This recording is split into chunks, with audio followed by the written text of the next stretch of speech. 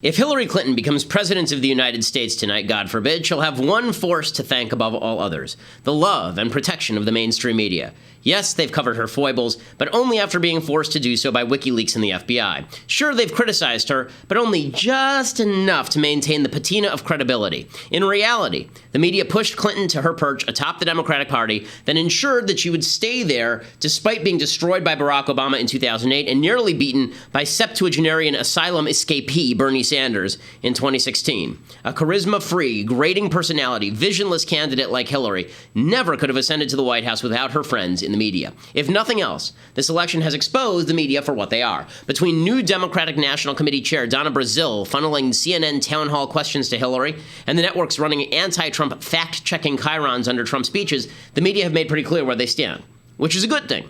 Next time around, no matter how this goes, Republicans will have one crucial advantage. Nobody will trust the lying media to tell the truth about the next Republican. HBO's Bill Maher admitted he'd spent more than a decade fibbing about Republicans and their Hitlerian tendencies, then, of course, immediately called Donald Trump Hitler. He'll do the same thing in 2020, but Americans won't take him seriously. After all, we've now seen the Democrats and the media, but I repeat myself, will treat Mitt Romney and Donald Trump exactly the same way, which means they'll treat the 2020 nominee, if Trump loses, the same way, which means we should never, ever take their opinions seriously on candidates ever again. This election has been a real acid test for everyone from Democrats to Republicans, but the ultimate losers of this acid test are the members of the press, who may have told the partial truth about Donald Trump, but in doing so demonstrated how often they lie outright about non-Trump Republicans and in favor of all Democrats. I'm Ben Shapiro. This is The Ben Shapiro Show.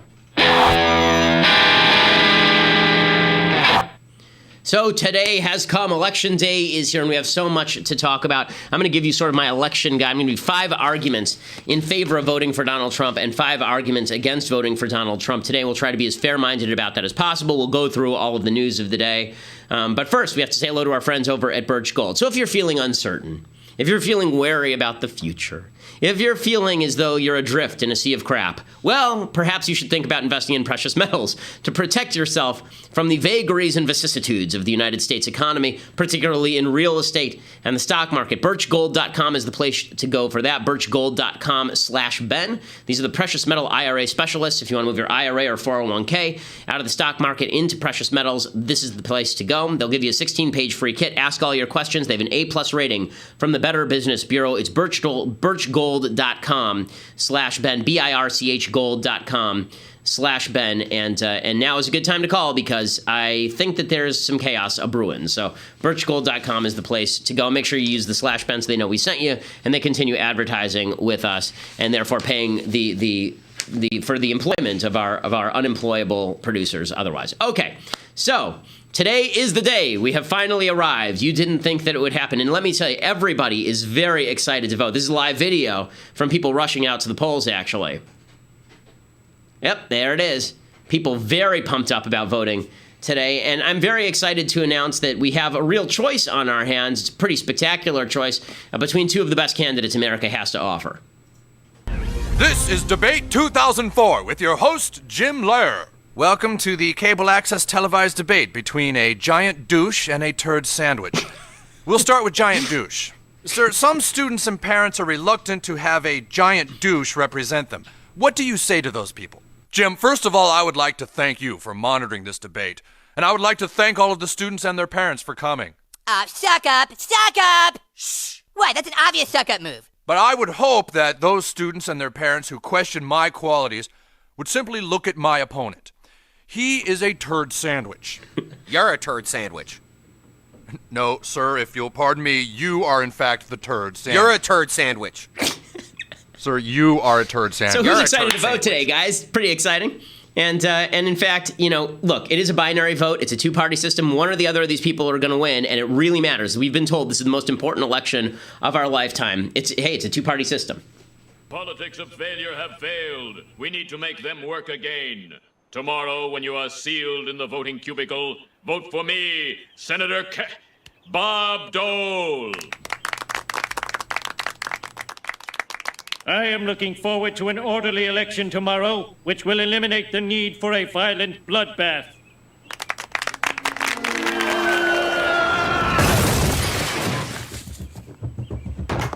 America! take a good look at your beloved candidates. They're nothing but hideous space reptiles.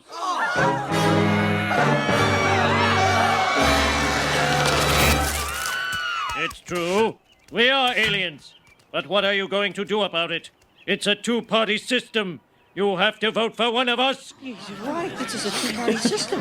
Well, I believe I'll vote for a third-party candidate. Go ahead. Throw your vote away. Oh, yes, it's a very important election. It is. It's very, very important, this election.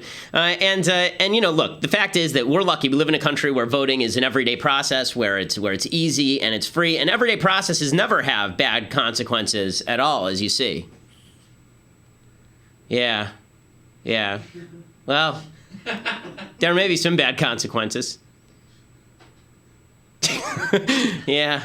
It could go badly. And I know everybody is very up to date. Everybody's very excited. I know that people are eager to go to the polls. People are really, really, really excited. We're really feeling it today. I mean, we have some live footage from some folks, you know, just and you know, how people are really feeling just about this election cycle. You know, make sure you enjoy a drink today. You know, just feel good about yourself because it's America. You know, just, you really got, yeah. That's how we're feeling today. America is soaring like an eagle today. We are just, we're flying like an eagle into the future. Make sure that you dress up when you go to the polls today as well. I mean, you make sure, put on your Tuesday best, as I like to say. And I know I'm pretty stoked for the election results tonight. Yep, just launch yourself right into the stratosphere. That's how things are just going spectacularly today. You know, this is how I sort of feel about this, I gotta be honest. You know, if you're really revved up for the vote today, I don't blame you. I mean, it's an exciting day. It really, really is exciting. And if all else fails, I mean, if all else fails, then you can always just hang under your favorite tree. You could do that as well.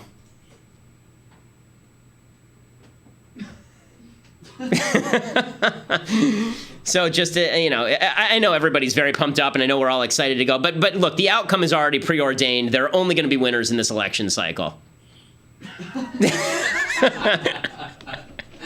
We laugh so we don't cry, folks. I mean, this is just the way that this has to be. So it's pretty spectacular. Okay, so here is the deal. All joking aside, it's a crappy day. It's just a crappy day. And so now we're going to go through some of the arguments for and against voting for Donald Trump, because here's the reality. As I've said before, there are good arguments for voting for Donald Trump to stop Hillary Clinton. There are good arguments for not voting for Donald Trump because he's a turd.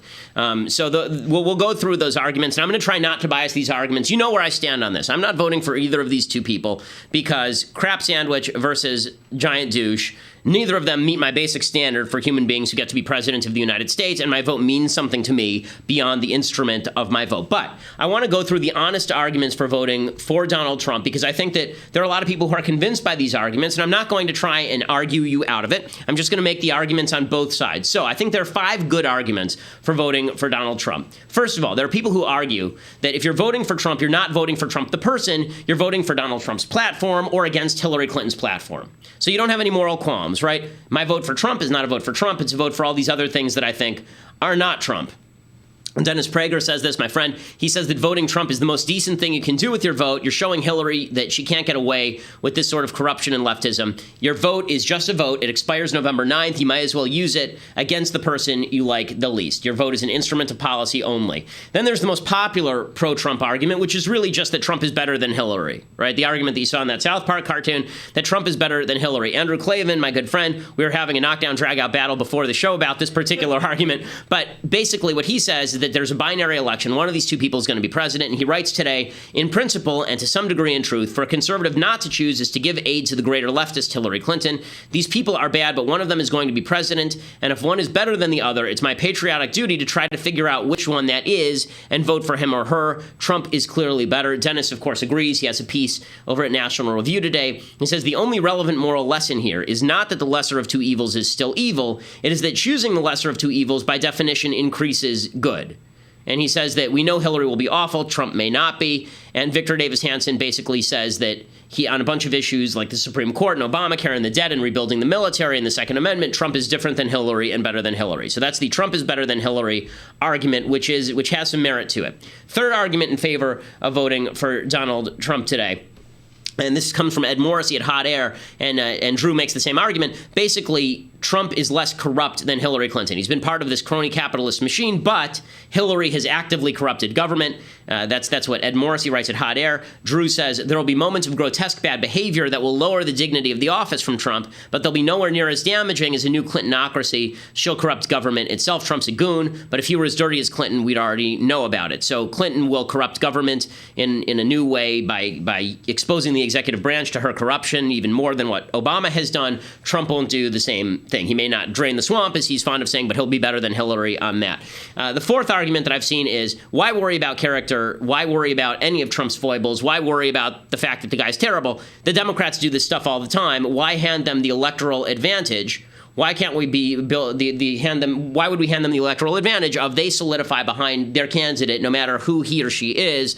While we have qualms, we can't hand them that sort of advantage. Republicans have to hold their note and vote in the same way the Democrats hold their nose and vote, or we'll never win another election. And finally, there's the argument that I think underlies a lot of this, and this one comes courtesy of Dennis as well. Also, this is the Flight 93 election argument. And Dennis says that he's not willing to turn America over to 4 more years of leftism since the damage would be permanent. He says America, as envisioned since its founding, as the world's beacon of individual liberty, Lincoln's last best hope of earth, it won't be here. This is the end stop. This is the last stop. If it's the last stop, you can either go to Trump Town or you can go to Hillaryville. Those are the only two choices. The last stop on the train is this election cycle. That's it. We're done. Okay? And Flight 93 election basically says the same thing. We're either hitting the building or hitting the ground, but this is the last stop for the plane. So you may as well hit the ground as opposed to letting this hit the World Trade Centers. Now, here are the arguments, and a lot of people find these arguments convincing. I'm not going to try to convince you that those arguments are wrong or false. I think they're flawed. I do. That's why I'm not voting. But I find some of these arguments have logic that is compelling. Okay, now I want to talk about the 5 arguments against voting for Trump from a conservative perspective. And note, by the way, there are 0 arguments for voting for Hillary. There are no arguments for voting for Hillary. Hillary does not reflect any character or policy positions that conservatives should support in any way. And in fact, it is imperative that conservatives never show support for Hillary Clinton, because then it gives her permission to do all the terrible things that she's going to do. So these are just 5 arguments basically for voting for McMullen or for not voting at the top of the ticket at all. I voted today already in California. I did not vote at the top of the ticket, which is something I did not foresee, certainly when this election cycle started, and makes me sick to my stomach as I sit here. Okay, so here are 5 arguments for foregoing voting in favor of Donald Trump. First of all, your vote is more, and I think this is true, your vote is more than an instrument of policy. So the Trump people say, look, your vote is a coupon, it expires November 9th, and that's it. You use it, you don't use it, doesn't really matter to anybody else. Your vote's your vote, that's all. I don't think that's true, particularly for public figures. When you vote, you send a message. This is acceptable. It's the reason I would never vote for Hillary Clinton. You cannot vote against Hillary without also voting for Donald Trump. You can't. Everybody inherently understands this. If you can simply vote for one or the other as an instrument of policy, a lot of Republicans would vote for somebody like David Duke to repeal Obamacare in the Senate. So ask yourself this. You have a minimum standard. Everybody has a minimum standard of a Republican who they think they agree with more on policy, but they wouldn't vote for on character grounds. Does Donald Trump meet your basic standard on character grounds? Trump may meet your standard for president, but if he doesn't, that's a problem, even if you hate and despise Hillary Clinton and think she'll be terrible, as I do. Donald Trump's policy knowledge is nil. He's an ad hoc nationalist populist. He panders to some of the worst people on the planet, from Vladimir Putin to the alt-right. He has no history of listening to his advisors, despite all talk to the contrary. He said he wants to cut deal with Democrats. He is toxic to every demographic group that is growing in the United States. He's the worst Republican candidate of my lifetime, which is why he's losing to the worst Democratic candidate of my lifetime, Hillary Clinton. If he earned your vote, then you earned your vote. But if he didn't earn your vote, then maybe your vote has to be earned. Maybe it's not just a coupon that expires November 9th. That's argument number 1. Your vote is more than an instrument of policy. It says something about your minimum standards for qualifications for the Oval Office. Argument number 2. Okay, the Trump that people have been building up is fantasy Trump. Trump will not just be he won't be a good president. He'll be a mediocrity at best. So let's not make the argument that Trump is going to be some sort of great God king who comes in and fixes everything. It's not true. Okay, first of all, on Supreme Court justices, which is the one you hear all the time, the chances that Donald Trump nominates and confirms a Supreme Court justice who is conservative are essentially nil. This entire election cycle was predicated on the idea that Senator Mitch McConnell, the Senate Majority Leader, that Senator Mitch McConnell was going to ram through, was a wimp. I mean, that was the entire election cycle was Mitch McConnell's a giant pansy. We need somebody who's a tough guy. That was the entire election cycle, right? Well, now the idea is Donald Trump's going to nominate somebody. Mitch McConnell will have maybe 50 senators, and then he's going to ram through a conservative using the nuclear option. It ain't going to happen. Okay, he's awful on trade, Trump is. He's awful on foreign policy. He's a Buchananite isolationist, paleo-conservative. His pro-life stance is dicey at best. It's better than Hillary Clinton's for sure, but I don't think he's going to be strong on abortion in any real way. He said he doesn't mind losing the Senate because he wants to cut deal with Democrats. He will multiply the debt. He says he wants to expand entitlements. He says he wants to repeal Obamacare, but by the same token, he says he wants to expand Medicaid. So you don't have to create fantasy Trump. But people have been creating fantasy Trump, which means that the fourth argument against voting Trump is happening right now. Handing the conservative movement over to Trump is a big mistake. If you support Trump, it means you're handing party leadership over to him. It means carving the heart out of a possible constitutional conservative party and replacing it with Steve Bannon-esque nationalist populism, Trumpian nationalist populism, which basically is just big government leftism on behalf of a voting bloc that Donald Trump likes better. Donald Trump has never talked about freedom or liberty. He doesn't care about the Constitution. He actually sees these things as obstacles to his Trumpian rule and fixing all the problems, unrigging, uncucking the system for his supporters. It turns the Republican Party into a far-right nationalist party from Europe, and that's not something I want to see happen. Fourth argument, Republicans are better than Democrats, okay? The argument before from the other side was Republicans have to act like Democrats if we want to win. The counter argument is Republicans should never act like Democrats because Democrats act like bad people when it comes to elections, and we shouldn't just fall into that trap morally. And finally, this is the one I think is the most real.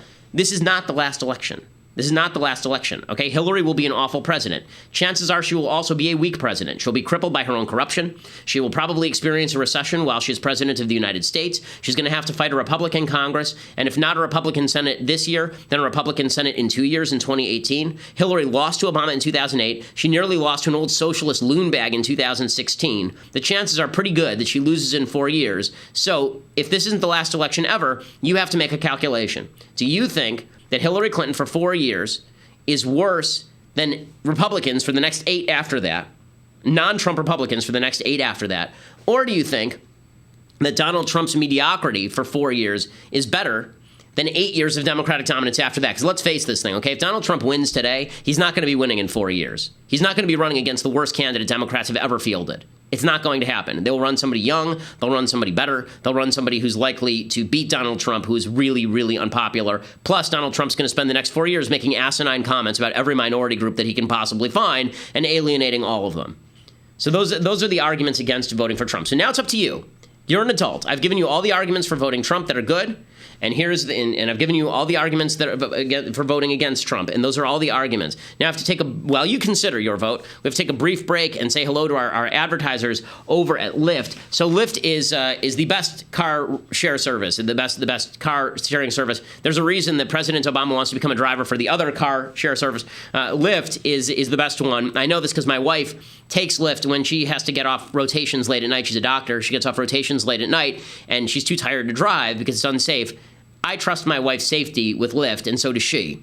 And that means that they really screen their drivers in a pretty thoroughgoing way. All their cars have to be, I think, within the last 5 years. You can tip in the app, which leads to happier drivers and better drivers who are driving for Lyft.